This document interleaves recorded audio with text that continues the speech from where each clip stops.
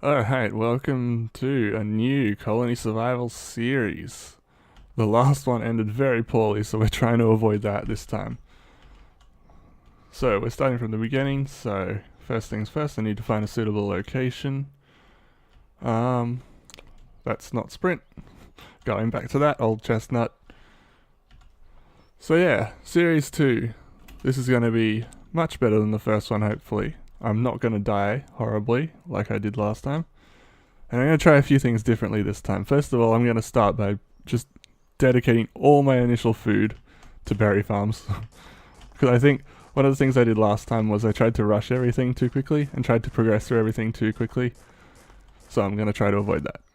That's the idea anyway. Okay. So,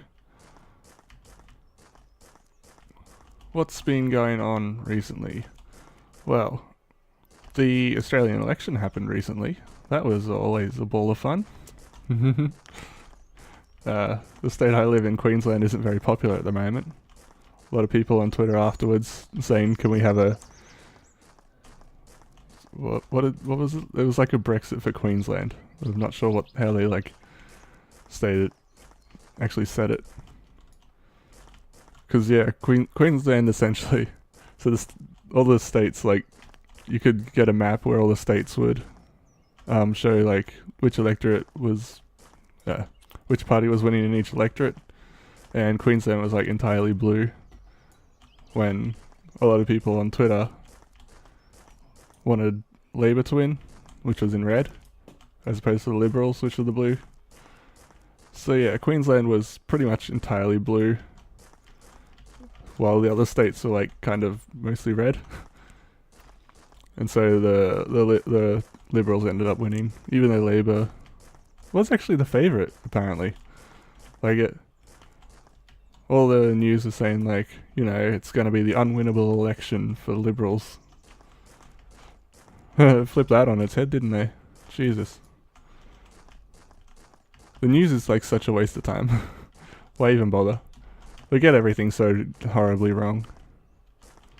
God. Anyway, finally cleared out that area. Plonked down the banner.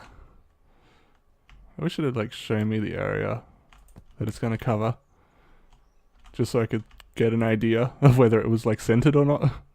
Need things to be centered. Need things to be centered. All right. Berry farms. Trying not to just have things go horribly wrong this time.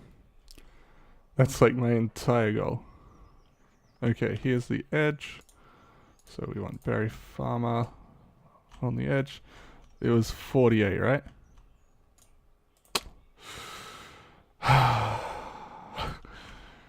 Still doing that, old chestnut.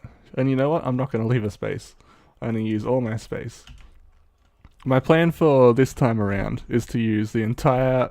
That's not right. To use the entire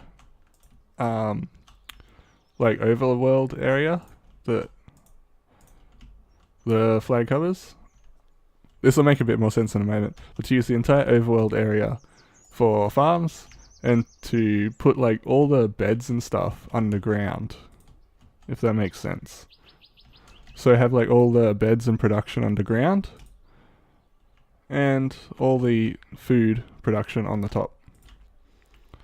Is essentially what I'm planning. I'm running out of space there.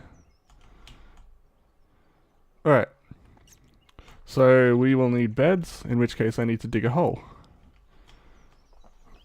Not going to sing that song, but I'm sure if you're a fan of the Yogscast like I am, you would know exactly what I was just thinking.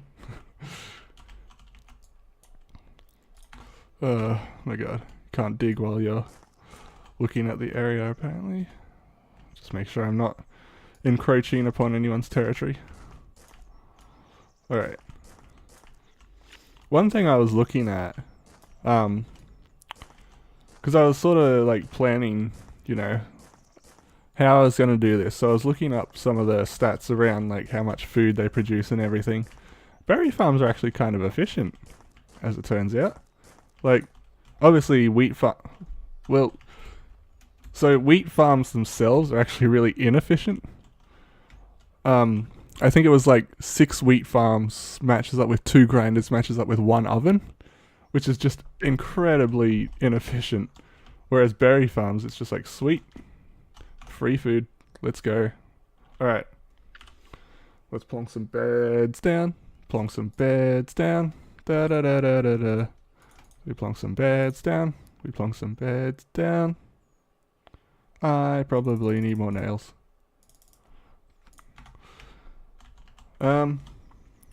Let's do them this way around. We don't actually need like proper space, proper living space. I'm just gonna make life as uncomfortable for my colonists as possible, apparently, which is fine because they're not, you know, real people. Oh my god, how many nails does it need? There we go.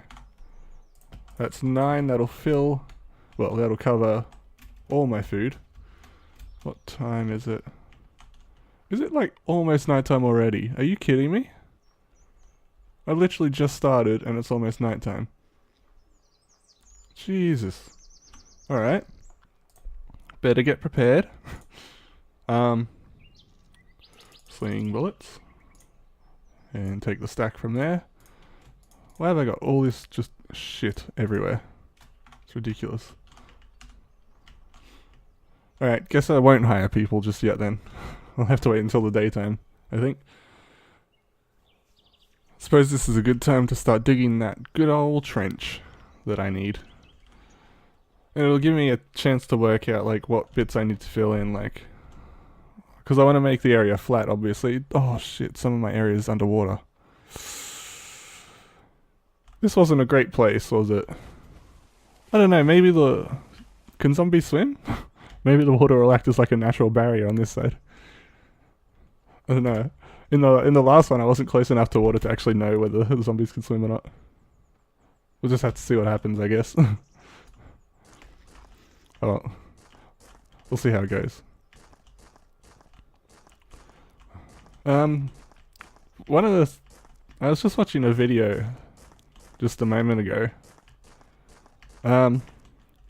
Many of you, if you've been part of the gaming community for a long time, would know about Turtle Biscuit, who passed away last year.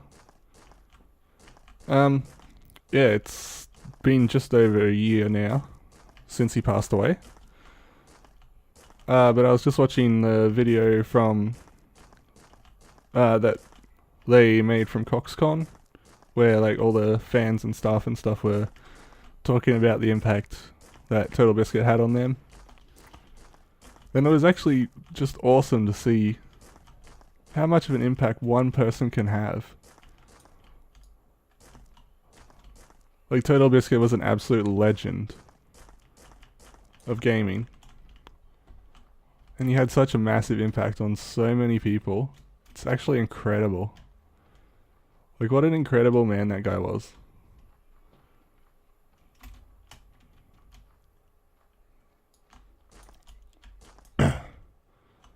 Oh my god, that's really annoying. Actually, I might be able to use that to my advantage. If I can make like a giant trench of just water, well, it all comes down to whether zombies can swim or not, doesn't it? But yeah, that video I was talking about, it's on Jenna's channel, his wife. So if you want to check it out, go over there.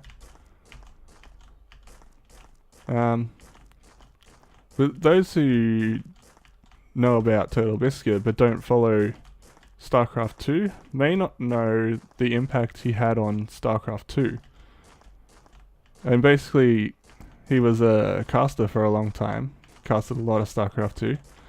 And he ended up also using a lot of his YouTube revenue and the revenue from his streams to just increase improve the StarCraft scene.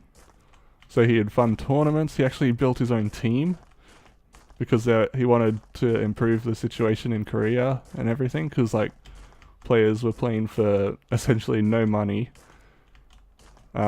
as like practice partners for all the top tier players or whatever, and he was just like, no, I don't want that to happen. So he funded his own team to make sure that never happened.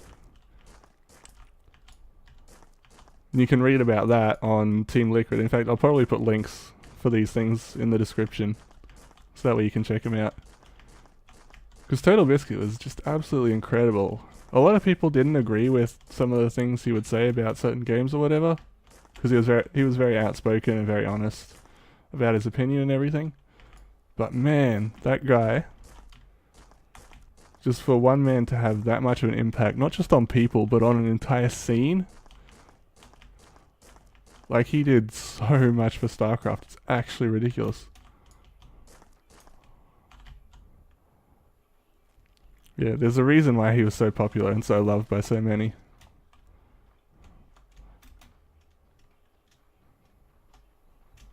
But yeah, like I said, it's been just over a year since he passed away, and those who know about him will know that about his struggles and all that.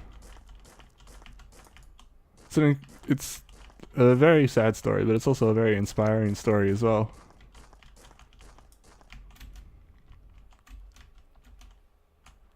Alright, is it daytime now? Please tell me it's basically daytime. We can actually get started on doing some stuff. Alright. Get your asses out here. Oh my god, they instantly started eating food. Jesus. Alright.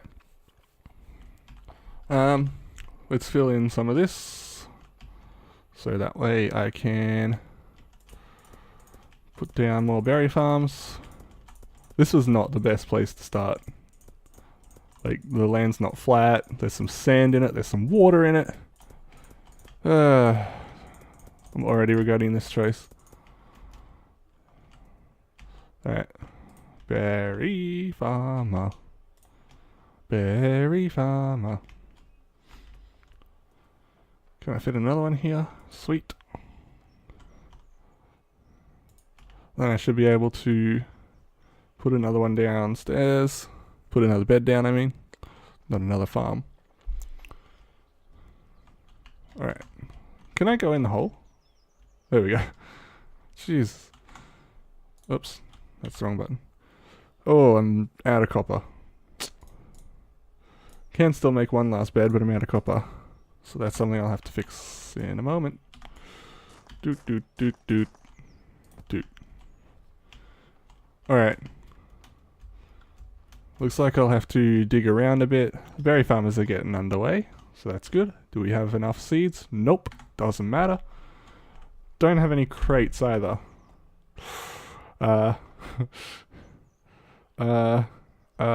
Crates require nails, and I can't make nails, and I don't have any in reserve, because you don't start with any. Whoops. Made a bit of a mistake there. Okay, time to do some digging. Hang on. Let's fix this. Need to do some digging, get some copper, so I can put down a couple of crates.